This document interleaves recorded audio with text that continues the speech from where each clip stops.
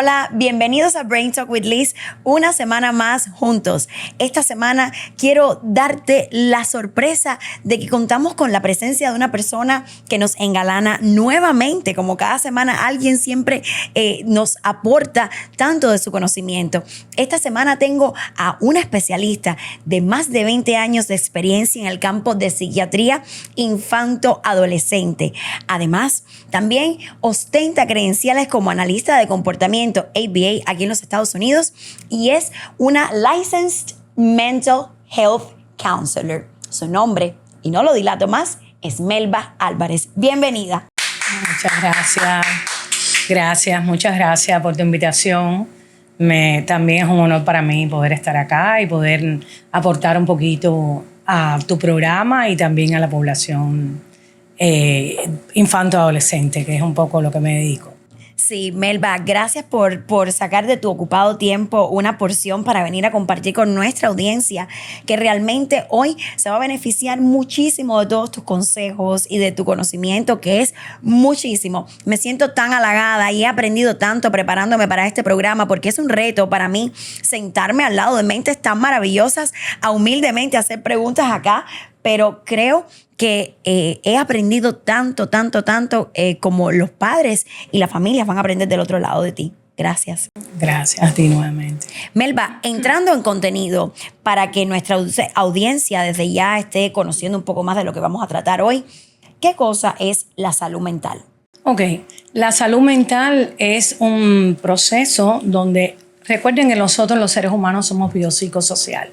Cuando tenemos un equilibrio desde el punto de vista psicológico, social y biológico, estamos en salud mental. Tenemos una capacidad de decir, podemos estar sanos. Tiene que ver un poco con la dimensión de la calidad de vida.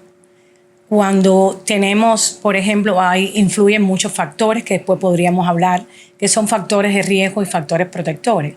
Cuando ese equilibrio se produce un desbalance, podemos tener un problema de salud mental.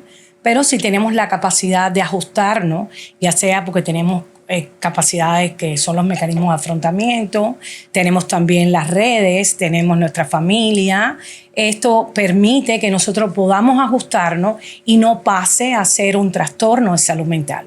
Cuando ya se rompe ese equilibrio, aparece el trastorno, el desorden, como sea, la problemática que sea, ya sea de tipo ansioso, depresivo, etcétera, que podemos ir viendo posteriormente. Ese desequilibrio que no se pudo ajustar es lo que nos hace pasar a tener un trastorno, una patología de salud mental o un problema mayor. Yo sé que a las personas les cuesta aceptar el tema del trastorno de salud mental, el desorden o la enfermedad psiquiátrica. Pero bueno, ya hablaremos en el tema sobre estos mitos que hay, ¿no? Sí, y ya que mencionas los mitos, creo que me llevas a mi siguiente pregunta. Ciertamente en esta ciudad donde vivimos, en Miami, tenemos una prevalencia latina importante, el machismo y los conceptos aprendidos que arraigamos de nuestras culturas están acá súper presentes y nos dicen a menudo, yo no necesito ir al psicólogo porque no estoy loco. Y no me gusta utilizar estas frases, pero las repito porque estoy siendo eco de la población. O no quiero ir al psiquiatra porque el psiquiatra es para locos. Entonces, ¿cómo podemos desmitificar eso en esta conversación? Correcto. Es importante lo que tú dices porque eso es lo que hace, o sea, son los prejuicios o los juicios que tienen las personas o ciertas condiciones negativas que tienen acerca de la especialidad o de los problemas de salud mental, que no solamente tiene que ver con ir al psiquiatra, porque los problemas de salud mental, o sea, ya los trastornos de salud mental se tratan de una manera integral, que ya podemos después trabajar, hablar de eso. Pero en relación a tu pregunta específicamente, recuerden que la especialidad, o sea, la salud mental, los profesionales de salud mental, ya sea el psiquiatra, el psicólogo, los psicoterapeutas, tienen años de experiencia y es una disciplina que es una disciplina muy antigua. Recuerden que desgraciadamente antes, durante la Inquisición, existían problemas con salud con personas con problemas de salud mental y eran llamadas brujas y ustedes saben ya lo que pasaba, ¿no? Eran quemadas, etc. Y es una especialidad que tiene tanta presencia como la vivencia o la existencia del ser humano, porque por algo somos seres biológicos, psicológicos y sociales. Entonces, existen muchos prejuicios. A mí me llama la atención porque yo tuve la oportunidad de poder vivir 15 años en otro país, además de Cuba, y la percepción de la necesidad, de la búsqueda de salud mental o de profesionales de la salud mental no era tan prejuiciosa como es acá. Acá hay la formación de quizás es la multiculturalidad y pensamos que como tú dices, ir al psiquiatra o ir al psicólogo es cosa de loco, pero es todo lo contrario. Podríamos decir que la persona que busca ayuda es la persona que tiene más probabilidad de tener menos conflicto consigo mismo o con su familia o socialmente. Entonces es importante que derrumbemos esos mitos que solo nos llevan a complicar. A veces ya la persona va al psiquiatra o va al neurólogo en el caso de los niños o va al psicoterapeuta cuando ya está establecida la patología con mucho más daño que si hubiese sido más precozmente. La intervención temprana es uno de los temas por los que yo decido comenzar este podcast, porque falta información y faltan herramientas para que nuestras familias y nuestros padres y la audiencia en general que están a cargo de llevar a nuestros niños por un camino de buena salud, ellos necesitan esto. Por eso es que la intervención temprana siempre marcamos la diferencia que existe entre un niño, un paciente, una persona, un cliente que ha sido intervenido a edad temprana o a la presencia temprana de una patología, como lo has dicho, comparado con esos momentos de intervención tardía en que ya no podemos prevenir, ya solamente podemos tratar. Claro, y entrando, perdona que te interrumpa, creo que entrando en ese tema es de suma importancia que los padres o que las personas entiendan que tenemos cobertura en los seguros, tanto el seguro público como es Medicaid, ¿no?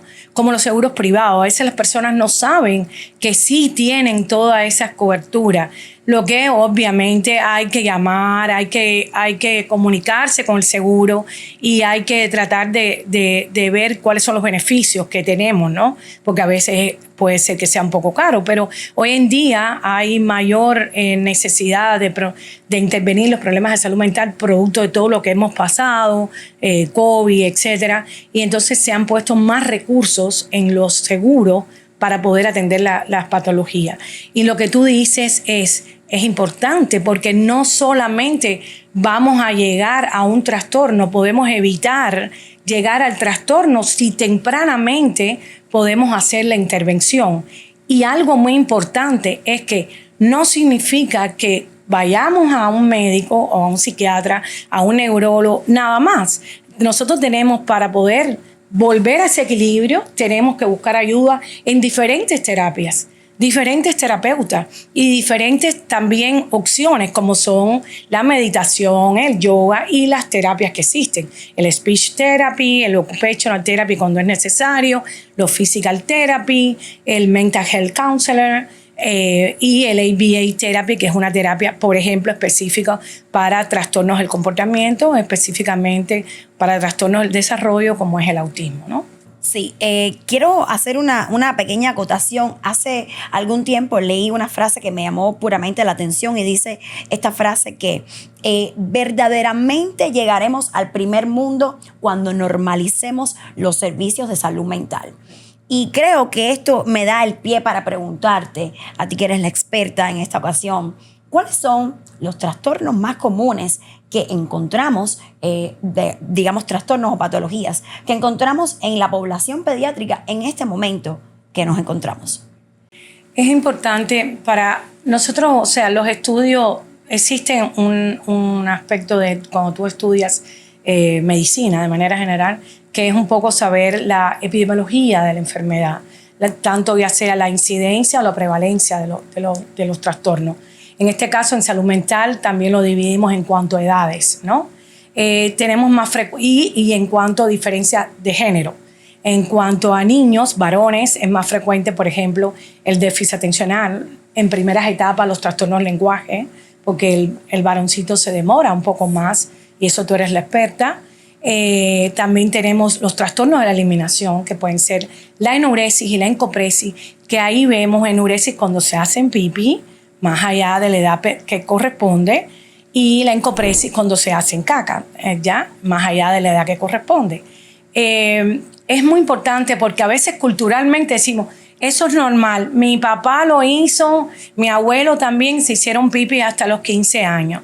Ok, yo creo que eso no es correcto, que hay que buscar ayuda, porque todo ese trastorno conlleva a que se le agreguen otras patologías o enfermedades o problemas de salud mental, como son la ansiedad, la baja autoestima, por todas las cosas que están pasando, y específicamente pasa, por ejemplo, en algo que es muy frecuente, que es el déficit atencional, el ADHD o el ADD, o como lo conocemos, ¿no?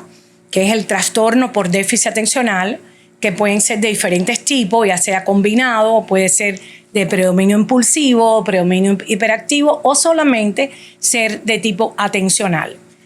Quiero detenerme ahí porque ese déficit de atención e hiperactividad que mencionas es uno de los elementos más comunes que veo hoy día, que traen como consecuencia que los niños no tengan el mejor desarrollo, el mejor performance en las escuelas. Entonces, creo que este trastorno ADHD diagnosticado a edad temprana o pues visualizado, porque realmente hay que esperar a que el niño muestre ciertos comportamientos y ciertas características para poderlo diagnosticar, pero a edad temprana puede prevenir niños que fallen las clases, niños que no puedan pasar de grado, niños que no puedan insertarse en actividades sociales, y no necesariamente por un problema de lenguaje o por un problema de grosso motor de locomoción, sino porque simplemente hay algo químico que no está funcionando en su cerebro.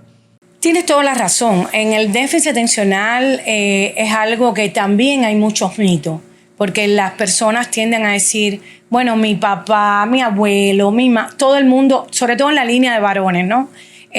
Lo tuvimos y aquí estamos. Pero hay que ver también esas historias. Hay que ver también las penas que pasaron, las tristezas que pasaron. Pena hablo relacionada con tristeza, porque pena en Chile es tristeza.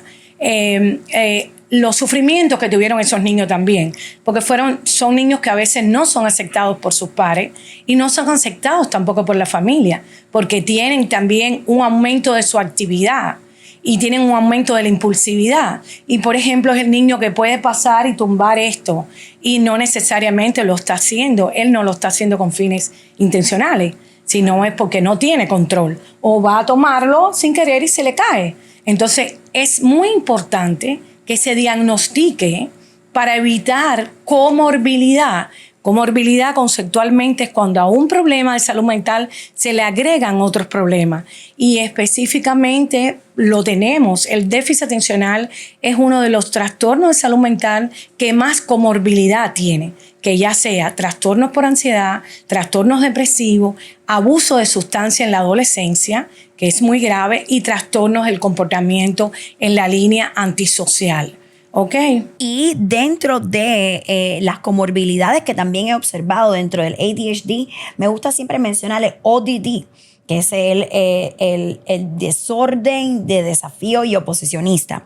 Siempre digo oppositional defiant disorder, y oposicional lo traigo del inglés, pero la experta ya me ha mencionado cómo mejor decirlo en español, y creo que este es uno de los desórdenes que también afecta el desarrollo de los niños en la escuela, y son esos niños típicamente que tú le dices, vamos al parque, no, vamos a quedarnos en la casa, no, y siempre desafían la orden del adulto. Pero ya sé por tu conocimiento que me has transmitido que este desorden tiene un ciclo de vida. ¿Cómo podrías explicárselo a nuestra audiencia para que puedan también identificar si en la casa tienen un niño así y qué pueden hacer? Claro, es importante que se reconozca que en etapa transicional es normal que el niño desafíe un poco o sea oposicionista. Esa conducta se va a sostener, va a depender de la consecuencia que tenga la conducta. Si es una conducta que siempre lleve a repriendas verbales o a otro tipo de castigo o a otro tipo de conflicto, eso siempre va a tender a reforzarse y la conducta se va a mantener. Yo siempre digo que el inicio, o sea, el ODD, que como se llama acá, que es el trastorno desafiante y oposicionista, es algo que tenemos que mirarlo con cierta seriedad. No es un chiste que el niño nos esté diciendo todo el tiempo. No. ¿Por qué razón? Porque este trastorno, como tú decías, puede ir transitando por las diferentes etapas del desarrollo a otros tipos de comportamiento, trastornos del comportamiento, trastornos de conducta, limitado el contexto familiar o puede ser ya fuera del contexto familiar, llegan a la adolescencia y aparecen trastornos del comportamiento antisocial y pueden llegar en la adultez a tener un trastorno de tipo de personalidad. Por suerte, para que no se asusten, eso no es la generalidad. Y tratándose a tiempo no hay ningún problema. Y aquí sí influye mucho la acción de la familia. Por tanto, la familia va a necesitar intervención psicoterapéutica de tipo familiar, de tipo probablemente con enfoque o approach, como le dicen aquí, del tipo sistémico. Es muy importante que el sistema, ver cómo el sistema familiar responde a esta conducta, o si es una respuesta de un problema del sistema familiar. Es que verdaderamente sí, muchas de las veces, y es por eso que hacíamos unos comentarios antes de comenzar la grabación, que por eso muchas de las veces nosotros como terapeutas debemos enfatizar en la educación a las familias, porque la educación a la familia nos garantiza que la terapia tenga un carry over. Si nosotros trabajamos por 1, 2, 3, 4 horas con una persona, pero después no hay una generalización de esas habilidades, entonces estamos haciendo un trabajo que solamente va a llegar a la mitad de las expectativas que queremos lograr. Exacto, por eso, y reforzamos esto, lo que tú estás diciendo lo vamos a reforzar, porque es muy importante. Por ejemplo, en ABA está incluido un family training. Y es importante que se haga el entrenamiento con la familia siempre para que se generalicen, para que la mamá vea cómo se hace la intervención, cuáles son las consecuencias de una conducta, cuál es el antecedente de la conducta. Y los padres se convierten también en terapeutas, no, obviamente con sus dificultades porque ellos no son los terapeutas. Pero, por ejemplo, en otras terapias, que era lo que hablábamos con Liz, para mí es imprescindible que un speech therapy también le enseñe a la mamá, a la abuela que vive con el niño, qué es lo que tenemos que hacer. Y tenemos dentro del seguro estipulado un tiempo que se llama Parental Education, que se documenta en los SOAP Notes, que es un tipo de notas que nosotros entregamos con la constancia de todo lo que ocurrió durante la terapia desde el punto de vista objetivo, desde el punto de vista subjetivo, desde el punto de vista del plan y de la intervención. Ese tiempo está estipulado. Para nosotros es prácticamente obligatorio hablar con las familias acerca de qué pasó, cómo lo hicimos, cómo lo podemos hacer mejor y cómo hacer que esto se repita en el tiempo para lograr los mejores resultados. Es de manera importante recalcar a los padres que deben exigir como parte del entrenamiento que sus niños reciban también entrenamiento para ustedes. Ustedes lo tienen. Lo está estipulado por los sistemas de salud de nuestro país y entonces forma parte de lo que se necesita para que esa calidad de servicio no solamente se quede en este límite de tiempo, sino que pueda llegar a la casa, a los familiares y etcétera. Y algo que tú haces muy bien, que es la relación multidisciplinaria. O sea, tú te comunicas que eso lo digo específicamente porque ella lo hace. Ella tiene una comunicación con su equipo, por ejemplo, de ABA. Eso no existe. Generalmente eso no se hace. Y es una pena, porque yo no sé cómo mi arbitino podría reforzar muchas de las cosas que ustedes hacen, pero la arbití no sabe porque es una técnica que no ha tomado esos estudios. Y a lo mejor el speech therapy puede darle mucho más herramientas cuando diga, mira, refuérzale esto, vamos a hacer. Entonces, por eso esta clase tuya magistral, que bueno, aprovecha a lo mejor y dilo, para que RBT pueda, muchas RBT puedan participar, porque yo encuentro que esto es fantástico. Nosotros tenemos, aquí no trabajamos de manera integral, todo el equipo multidisciplinario. Yo he tenido la suerte de en otros países que he trabajado, sí poder trabajar desde la terapeuta ocupacional, con la psicóloga, la psiquiatra, con la teacher incluso. Ahora la suerte que tenemos es que hacemos el servicio en la escuela y podemos trabajar con la teacher, las analistas, ¿ok? Pero antes no. Sí, es que realmente el objetivo fundamental por el que yo defino y decido comprometerme con esta clase magistral, con este masterclass que va a ser realizado el 18 de mayo a las 10 de la mañana aquí en Miami, pues el objetivo es que me he dado cuenta de que nuestras RBTs, a quien respeto y adoro y quiero muchísimo porque pasan tanto tiempo dedicado a nuestros niños que de verdad se merecen nuestra apreciación y muchas veces no son apreciadas, pero yo las amo y las adoro porque comparto mucho tiempo con ellas. Y he descubierto y me he dado cuenta de que las RBTs carecen de herramientas para enseñar lenguaje. ¿Por qué? Porque lo hacen desde el punto de vista de su experiencia con niños que han tenido, por ejemplo, sus hijos, o de la experiencia a lo mejor un supervisor le haya comentado, pero verdaderamente aprender a enseñar lenguaje. Mira esto, qué contradicción. Aprender a enseñar lenguaje es un reto. De hecho, la terapia de lenguaje, ser speech pathologist, es una carrera que lleva lo mismo prácticamente con una carrera médica. Son 8 años de educación para poder llegar a impartir lenguaje, porque no solamente aprendemos de lo que sería el impartir el lenguaje, sino también las conexiones neurológicas que existen entre el lenguaje y la comunicación, la interacción, y eso ellas lo pueden pues poner de manifiesto de esta manera. Les voy a dar un pequeño comercial para que vean de qué se va a tratar la clase y en breve regresamos. Atención, terapeutas, maestras, mamás, te invitamos a participar en nuestra masterclass impartida por Miss Adi, patóloga de lenguaje y habla, y por Liz, especialista de lenguaje y habla en los Estados Unidos. En esta oportunidad te estaremos ofreciendo herramientas prácticas para que puedas implementarlas en la vida diaria. Estas herramientas son derivadas de muchísimas experiencias que tenemos con los cientos de pacientes que vemos a diario. Te estaremos enseñando cómo convertir y transformar aquellas conductas disruptivas, autoagresivas, incluso las ecolalias o comportamientos sensoriales en lenguaje. Aumente sus conocimientos y cambia la vida de un niño hoy. Terapeuta, maestra, mamá, es tu oportunidad. Aquí debajo te dejo toda la información para que puedas acceder a ella. Regístrate hoy que el cupo es limitado. Y entonces estamos de vuelta a Brain Talk with Liz después de esta corta pausa. Y quiero ahora entrar en un campo, como diríamos, tenebroso y escabroso, porque hay mucha mala concepción alrededor de la farmacología definida y dedicada directamente a tratar trastornos químicos del cerebro. Entonces es muy común que niños que no puedan sentarse, no puedan concentrarse, no puedan tener avances en la terapia, necesiten la intervención farmacológica para que puedan tener mejores resultados. Y aquí tengo a la experta que ha escuchado muchas veces seguramente a los padres que dicen, mi hijo no va a tomar pastillas, yo no quiero darle medicamentos, pero a veces es de extrema necesidad hacerlo.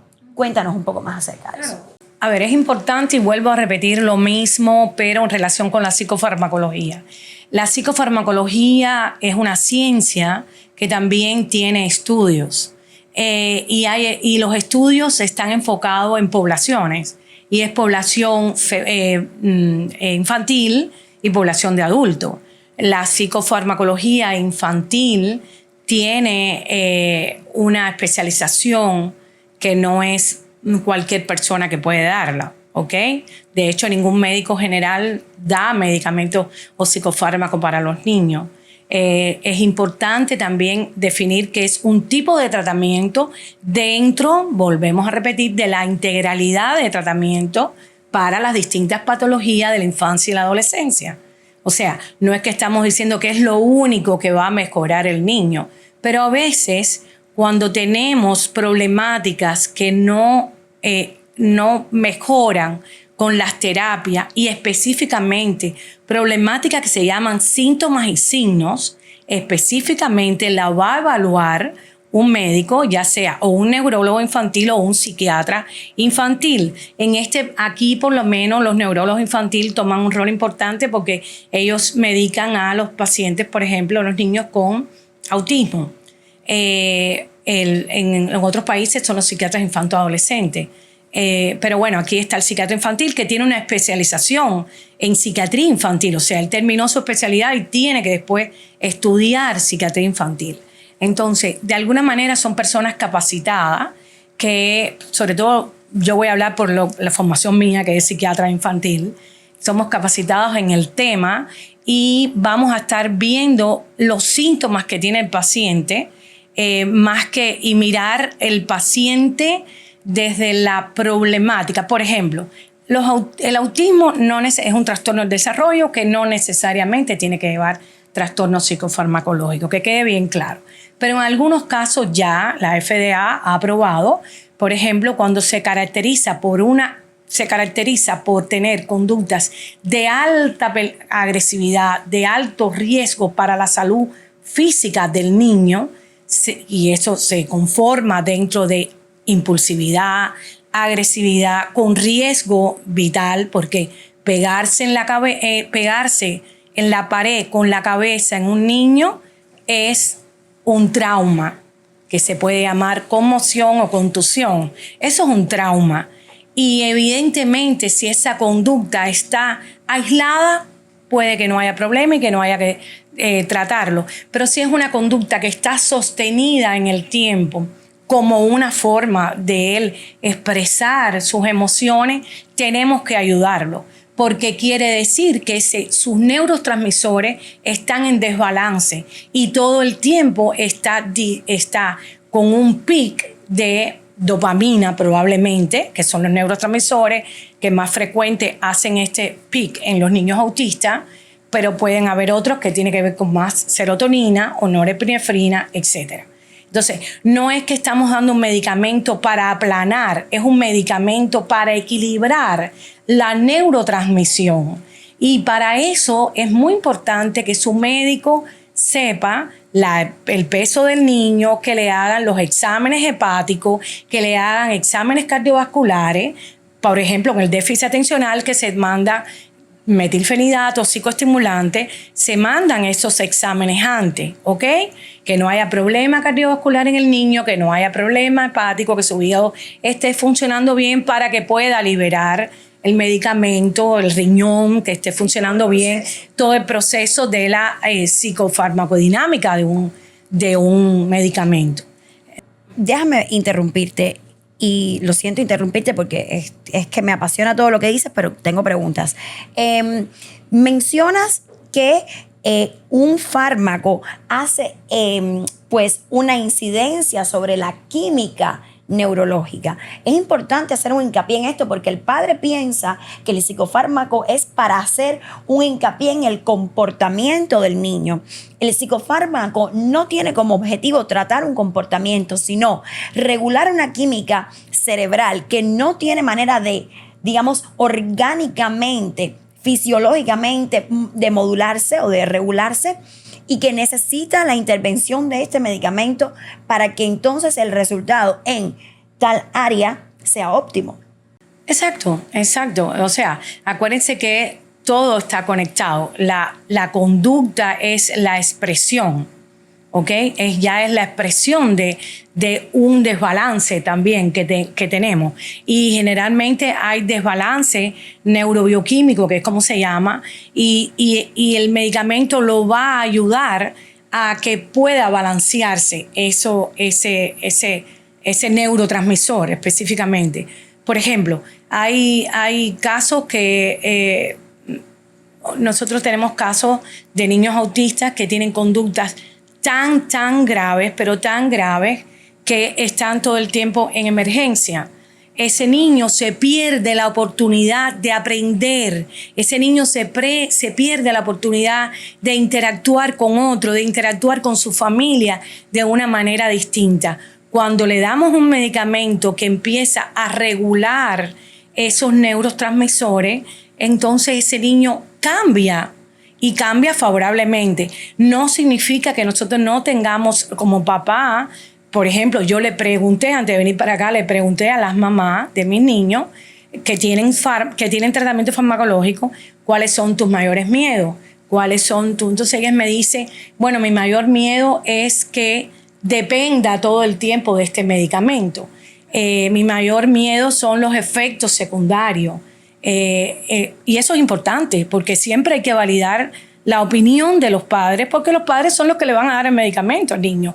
Y es muy importante que el padre observe los efectos secundarios o no que tenga el medicamento y que los reporte al doctor, lo escríbelo. Yo siempre le digo a la mamá, escríbelo. Cuando llegues al neurólogo o cuando llegues al psiquiatra infantil, sobre todo aquí neurólogo, dile lo que está teniendo. Ahora, también hay que decir, los medicamentos todos tienen side effects. Tienen efectos secundarios, todos. Y a veces hacemos costo-beneficio. ¿Me entiendes? Porque de alguna manera, por ejemplo, si quita un poco el apetito el medicamento, bueno, ahora si ya quita el apetito que no come nada, yo me preocuparía entonces. Y sí tengo que decirle al doctor, no puede, este no sirve. ¿Okay? Hay que poner las cosas en una perspectiva y en una balanza y determinar si lo que me interesa es que mi hijo pueda aprender en un momento determinado y se afectan otros elementos, entonces hay que considerar qué es más importante, la nutrición en este momento o que aprenda. La nutrición siempre hay que priorizarla y eso es un hecho para todos los padres. La nutrición de niños es importante porque sin nutrición no hay nada. Pero sí. Claro, y es importante que también los papás sepan que esto se hace de una manera científica. Son miligramos por kilo por dosis. O sea, no es que yo voy a coger ahora el risperidona y le voy a dar cualquiera. No, yo tengo que calcular el peso del niño y se hace una dosis. Se empieza siempre con dosis baja. Nunca se empieza con dosis alta. Y todo eso lo sabe la persona que maneja los psicofármacos. Siempre, y bueno, ustedes también lo pueden saber, es empoderamiento. Ustedes son parte importantísima del tratamiento integral, incluido farmacológico. Pero créanme que yo, obviamente es mi práctica, es mi historia, es mi experiencia, pero he tenido muy buenos resultados con niños con conductas extremadamente severas, que no tenían, todos los fines de semana en una urgencia por problemáticas agresivas, violentas. Es muy triste, es muy triste. Muy triste y muy desestabilizador para la familia. Correcto. Porque no solamente es una realidad triste para el niño, sino que desestabiliza las dinámicas familiares. Y después son niños que son temidos, niños que nadie quiere cuidar, niños que nadie quiere compartir tiempo con ellos porque son niños que suponen retos para los cuidadores. Inclusive he visto, y disculpa que te interrumpa, he visto niños y casi que voy a saltar a una cosa que es muy relacionada con los psicofármacos, pero que no es directamente ahí. Niños que tienen trastornos que han sido mal diagnosticados, como el caso de la esquizofrenia. He visto niños con esquizofrenia que necesitan regularse con el uso de medicamentos y sin embargo son tratados como niños autistas que no necesitan medicamentos y son niños que atentan contra su vida, atentan contra la vida de los demás y que no son niños que la sociedad puede abrazar de algún modo. Tenemos que tener eso claro. Claro, y para eso está validado el psicofármaco, ¿me entiendes? De alguna manera existen, psicopatologías de la infancia que estábamos hablando ahorita, que no porque no sea con alta prevalencia e incidencia, no significa que no las hay, como es la esquizofrenia infantil, como es también trastornos del tipo bipolares en la infancia. Y estos son típicamente trastornos que son desbalance neurobioquímico.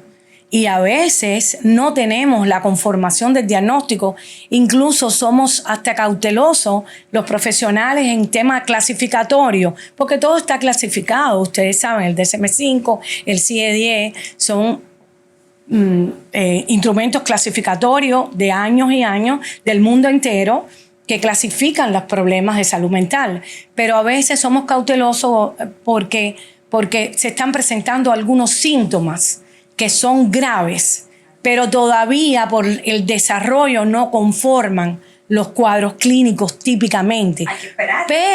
Pero si yo estoy teniendo esos síntomas ya que están teniendo un trastorno y un desbalance importante en este niño, en la familia, entonces hay que tratarlos. Hay que tratarlo. ¿Para qué vas a esperar que se deteriore más, que después es más imposible? A ver, ojo, es importante esto. Mientras más tiempo tú llevas con una problemática de salud mental, más deterioro hay en tu cerebro, en tu aparato psíquico. No, y en tus interacciones y en tu manera de corregirla. Ya no es lo mismo corregir o modificar o trabajar sobre comportamientos que recién aparecen que en comportamientos que ya han sido establecidos.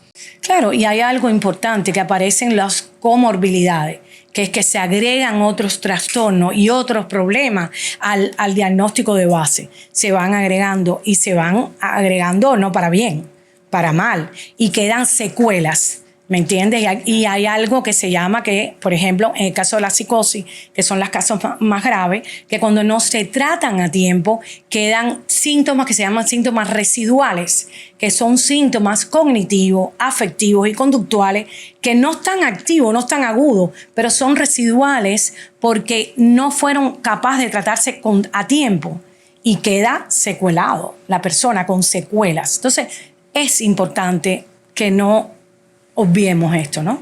Ahora que mencionas residuales que pueden quedar después de que algunas patologías han sido tratadas, es muy común también dentro del lenguaje ver niños que no se les ha tratado con una terapia adecuada de lenguaje o que no se les ha intervenido a tiempo, que de adultos son personas que no pueden expresar sus opiniones o que tienen problemas en la pronunciación o que tienen problemas en la conformación de ideas, y las personas podrán pensar, oh, es que fulano o fulana no habla mucho, y es que fulano o fulana a lo mejor ni siquiera tiene herramientas de comunicación.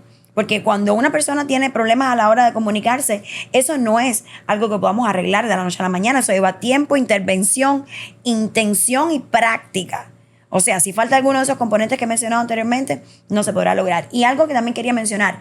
Mencionaste que de todas las encuestas que estuviste repartiendo a tus padres, que me parece súper interesante eso que has hecho, la preocupación más común es: nunca va a dejar de tomar el medicamento. Y es importante hacerle saber a nuestra audiencia que algunos medicamentos tienen el rol de regular y después, con la disminución de la dosis, se pueden desvanecer. ¿Es cierto? Por supuesto. Acuérdate que estamos ante un niño y el niño, ese cerebro está en desarrollo y nunca podemos obviar eso. El cerebro está en desarrollo, ¿ok? Por eso debe ser favorable todo lo que obtengamos cuando hacemos bien las cosas, ¿ok? Ahora, también hay etapas del desarrollo y hay algunas etapas del desarrollo que son de mayor vulnerabilidad. Por ejemplo, la adolescencia. La adolescencia es más... Nosotros tenemos un desarrollo del cerebro donde se ocurren diferentes podas sinápticas. ¿Eso qué significa? Que nosotros vamos entrenando al cerebro y se producen podas, sí, exactamente, poda. Se corta lo que no sirve, se va desechando. La sinapsis, se van desechando lo que no sirve y se va perfeccionando esas funciones corticales, ¿ok? Y la más grande de todo ocurre en la adolescencia. Pero a veces, si venimos con problemas no tratados, en la adolescencia se van a empeorar. Entonces, esta es una etapa. ¿Por qué se empeora? Bueno, además de la poda sináptica, en que tenemos un desequilibrio a lo mejor de neurotransmisores, pero además tenemos lo más importante que ocurre en la adolescencia, que es la impronta hormonal. Viene todo aquel río de hormonas, aquella fuerza incontrolable, que es dificultoso para todo niño, para todo adolescente. Entonces, dígame usted, en esta niño que tiene ya una problemática, que viene con cierta problemática, obviamente se produce una intensidad. Entonces, esta poda sináptica no se especializa tanto el cerebro. Es importante que ocurra en un medio de equilibrio. Y el cerebro va ahora mismo con su gran plasticidad, porque el cerebro es una maravilla, es un órgano fantástico que por eso tenemos que cuidarlo. Él en su plasticidad va a ir recortando lo que no sirve, desechando, y va a ir mejorando y estimulando otra zona para que con esa estimulación externa, más la que tenemos, vaya avanzando. Porque nunca perdamos las esperanzas. Siempre tenemos que tener esperanza cuando tenemos un niño y un adolescente, porque estamos en desarrollo y ese cerebro está en desarrollo. Que haya disarmonías del desarrollo, bueno, eso es normal. Es típico, es normal. No es problema. Muchas veces los padres a veces recibo llamadas telefónicas de familias que con las que he trabajado en el pasado. Los niños ya son adolescentes, han crecido y me dicen, está rebelde, Liz, ¿qué hago? Y yo siempre le digo, recuerda que el rebelde no es el niño, es su cerebro. Recuerda que cuando estás frente a un comportamiento retador, no es con el niño, es su cerebro quien reacciona. El niño sigue siendo el mismo, es ese que tú tenías de pequeño, que te amó, que te quiere, igual o más que antes. Lo que pasa es que ahora las herramientas y los momentos que utiliza para mostrarte esas herramientas son un poquitico diferentes.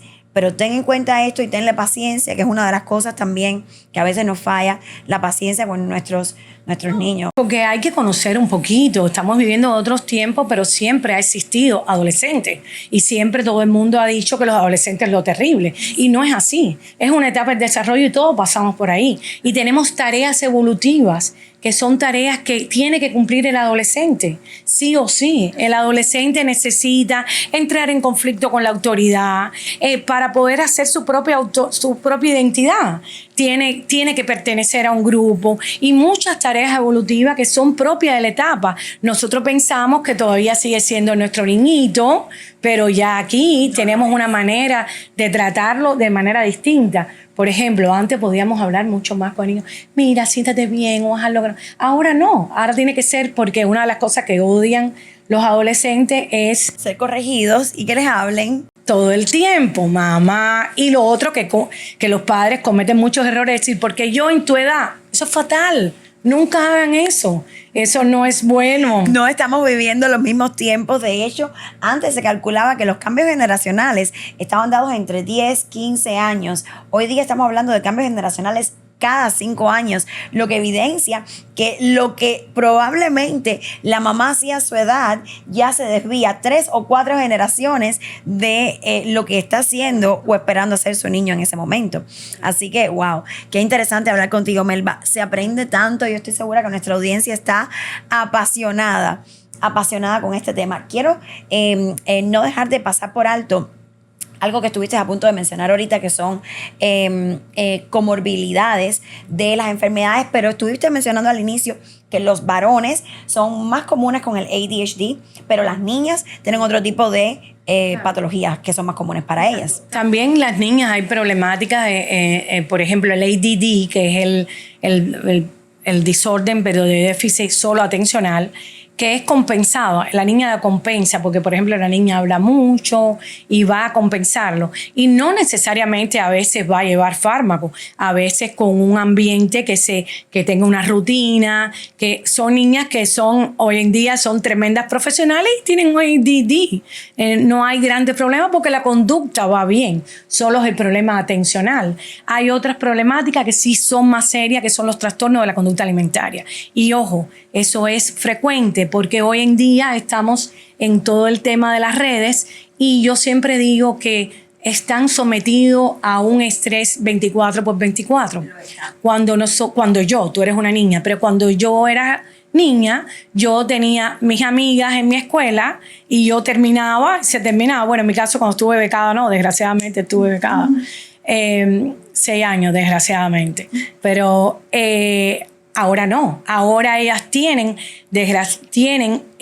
el celular y constantemente están sometidas a presiones sociales casi hasta que se duerman. De todo tipo. Y además la imagen que se ha incorporado y ellas están viendo, la niña es más vulnerable a estos impactos.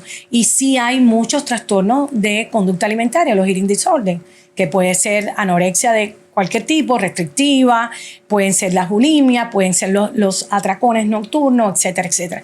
No dejemos de mirar eso, ¿ok? Porque a veces nosotras, como a veces las mamás, también lo transmiten, porque es el culto al cuerpo, tenemos que ser lindas solo cuando estamos delgadas, etcétera, etcétera. Hay que alimentarse bien, pero hay que tener cuidado. Si nosotros tenemos problemas de este tipo, no transmitirlo en la crianza, porque convertimos a niñas, y sobre todo niñas cuando son muy exigentes, ellas mismas se autoexigen, y niñas que son exigidas por la familia, tienes que ser profesional, etc. Niñas muy estructuraditas, muy buenas, esas niñas tienen mayor riesgo de tener trastorno de la conducta alimentaria, porque no se admiten fallar en nada. Entonces, eso también hay. Y cuando llega la edad, en la adolescencia, los intentos de suicidio, que son más frecuentes en niñas que en varones. Pero ojo, en Estados Unidos, hasta el 2022, las estadísticas decían que es la segunda causa de muerte, el suicidio, en adolescentes y de 10 a 14 años. No es menor. Entonces tenemos, gracias a Dios, creo que ha disminuido un poquitito, pero no los intentos. Se ha disminuido el suicidio. Pero hasta ahora lo que tengo es lo que hay en estadística. En el CDC, que ustedes saben cuál es, que es como el Ministerio aquí de Salud Pública, es que de 10 a 14 años la segunda causa de muerte. Es increíble cómo el manejo y volvemos a lo mismo, el manejo y el conocimiento y el autoconocimiento ayuda y apoya. Autoconocimiento de parte de los adolescentes que sepan conocerse y sepan encontrar cuáles son sus estrategias. Manejo de parte de los padres, conocimiento de parte de los padres. No solamente conocimiento de sus hijos, sino de todo un arsenal de recursos que se tienen para que definitivamente puedan alcanzar éxito en áreas de desarrollo, en áreas de aprendizaje, en áreas sociales. Y algo tan importante como esto que hacemos hoy, que es hablar de los tratamientos farmacológicos, puede alumbrar y dar luces a personas que se sienten perdidas completamente sobre esto, especialmente por las malas concepciones que hay acerca del tema. Entonces, Melvita, si tú fueras a decirle a todas las personas de nuestra audiencia, si fueras a tener una conversación con todas las personas de nuestra audiencia, si fueras a hablarle de la importancia de un fármaco en un momento determinado, de al menos considerar esto, ¿qué podrías decirle a nuestra audiencia? Bueno, yo lo haría de una manera integral, para que no tengan miedos tampoco y no sigan alimentando el prejuicio. Primero, reconocer que existen problemas o trastornos de salud mental. Eso es lo más importante, que puede ocurrir en cualquier etapa del desarrollo, que los niños no están exentos a tener trastornos por ansiedad, trastornos depresivos o cualquier otro trastorno, ¿ok? La psicofarmacología es un tipo de tratamiento dentro de lo integral que es tratar los problemas de salud mental. La integralidad incluye terapias, meditación, yoga, que también hay yoga infantil. Podemos hacer también todas las terapias que tenemos conocidas, el speech, el OT, el physical therapy cuando sea necesario. Evaluación con un psiquiatra infanto-adolescente o en el caso de niños con trastornos del desarrollo con un neurólogo. Y nunca olvidemos que la familia ocupa un rol muy, pero muy importante. Nosotros tenemos que tratar de prevenir también estos trastornos cuando tenemos más factores protectores que factores de riesgo. Cuando se produce el desbalance entre los factores protectores y los riesgos, es que se producen los trastornos de salud mental. Pero hay niños que vienen con ciertas patologías o trastornos del desarrollo o condición, la neurodiversidad, o que tenemos que darle ojo y tenemos que decir, bueno, en este momento necesitamos que alguien más nos evalúe. No tengan miedo. Los profesionales están bien preparados y usted es el mayor profesional de esto porque es el que conoce a su hijo. Pero no tenga miedo porque eso mejora a su hijo, mejora su familia y permite que su hijo avance y que tenga un mejor desarrollo y una integralidad del tratamiento, que es importante para eso. Eso.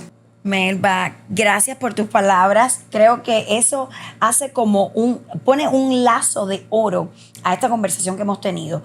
Como siempre digo, prevención es la clave de todo. Ahí estamos 100% claros. Intervención temprana es la clave más grande todavía, porque ya a la vez que logramos ver algunas banderitas rojas, sabemos que hay que intervenir de algún modo. Encontrar los especialistas adecuados es solamente la tarea de hablarlo. Hablarlo con tu pediatra, hablarlo con una mamá que tenga un niño, que tenga la misma edad que tu niño y que se estén desarrollando, también ayuda. Observar a otros niños de la edad, que falla mucho, que a veces los padres no están viendo un comparable. Los padres muchas veces no tienen comparación, solo están viendo a su niño y no pueden ver a lo mejor 10 niños más que tengan esa misma edad y que están haciendo otras cosas. Y entonces ese papá o esa mamá no puede ver claramente cuál es la condición del niño. Y ahí entonces viene pues el que no me puedo dar cuenta.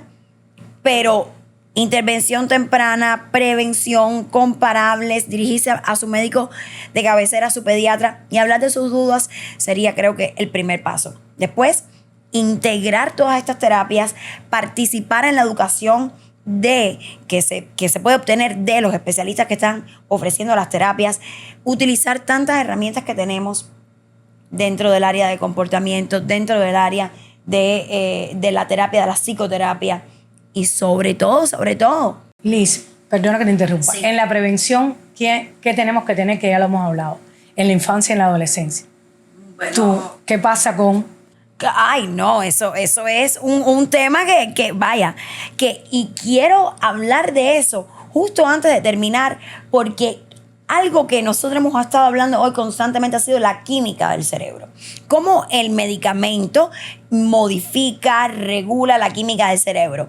Pero ¿qué tal si yo te pregunto a ti? ¿Tú sabías que una pantalla puede completamente desbalancear la química de un cerebro? Fíjate quiero que entiendas esta analogía. Un medicamento mejora la química de tu cerebro. Una pantalla empeora la química de tu cerebro. Entonces, ¿qué estamos haciendo? ¿Qué estamos haciendo hoy día con todos los recursos que tenemos dentro de una pantalla, que no estamos poniendo con un timer, que no estamos poniendo en tiempo y que además estamos dándole una pastilla gráfica? O sea, pero una pastilla para mal, porque un medicamento tienes miedo de que le cambie la química del cerebro, no se lo das porque estás inseguro y sin embargo le das un iPad. Correcto. ¿Qué hacemos? ¿Qué hacemos con esta sociedad y qué está pasando? Y es un llamado de atención para todos los niños que tienen excesivos tiempos de pantalla. Y quiero hacer una anécdota. No hace mucho, y te la comenté, pero quiero comentarla aquí. No hace ni 3 meses tengo un caso muy especial de un niño que para mí y para muchos otros profesionales que lo evaluamos tenía un autismo bastante marcado y definido por el libro. Como digo yo, by the book. Sin embargo, se le explicó a la mamá que el niño podía mejorar algunos de esos síntomas que eran muchos del área sensorial, ¿verdad? De regulación sensorial, que los podía mejorar si se enfocaba un poco más en el niño y le bajaba los niveles de uso de pantalla. ¿Qué te digo? Que el niño hoy es otro niño, que no tiene nada que ver con un niño dentro del espectro. Claro, por supuesto. ¿Qué me puedes decir de eso? Claro, no, lo has dicho correctamente. Ya está demostrado los estudios de el daño que produce el uso de pantalla en la corteza prefrontal. De nada sirve que...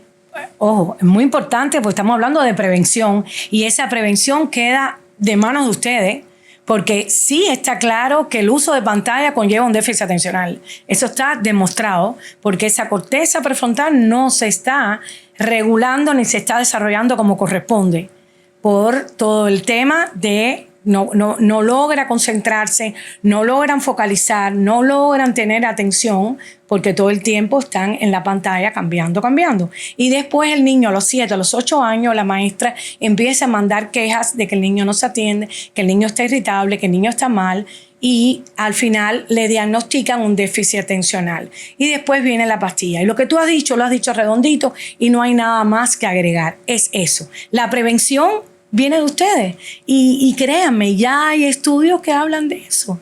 Entonces, ¿qué es lo que hay que hacer? Prevenir. Prevenir, y la prevención empieza desde la casa, con una dieta adecuada, con un manejo familiar adecuado, con el uso de las pantallas racionado y racional. No es lo mismo racionado que racional. Racionado es un tiempo y racional es, por favor, usemos la mente, que hay actividades que los niños necesitan hacer que no pueden ser sustituidas por una pantalla. Y eso es claro. Y entonces, de ahí, todo lo demás que hemos hablado. Este podcast tiene como objetivo educar a nuestra comunidad. No tiene como objetivo regañar ni censurar a nadie, sino que tenemos como objetivo hacer algo por las futuras generaciones que estamos viendo, que se desarrollan y que se desarrollan con dificultad. Entonces, personalidades como esta que vengan al podcast y compartan su conocimiento hacen de este programa una gran joya, al menos para mí y para muchas personas que yo sé que esperan cada semana para obtener conocimiento de estas fuentes que no podemos detener en la calle y decirles, dame una hora de conversación acerca de esto. Entonces, agarrémonos de sus palabras, agarrémonos de los conceptos, de su conocimiento y sobre todo, agarrémonos de ellos para ponerlos en práctica en nuestras vidas. Definitivamente, la psiquiatría, la psicología, la matemática son ciencias exactas prácticamente en las que 2 más 2 casi siempre va a ser 4. Entonces, estos consejos no van a cambiar ni ahora ni en 20 años. Un programa como este va a ser prevalente y va a ser relevante hasta, yo creo que 50 años después de que estemos viviendo. Así que póngalo en práctica todo. Melba, muchísimas gracias por tu tiempo, por tu energía, por tu conocimiento, pero sobre todo por ese papel tan importante que haces en nuestra comunidad.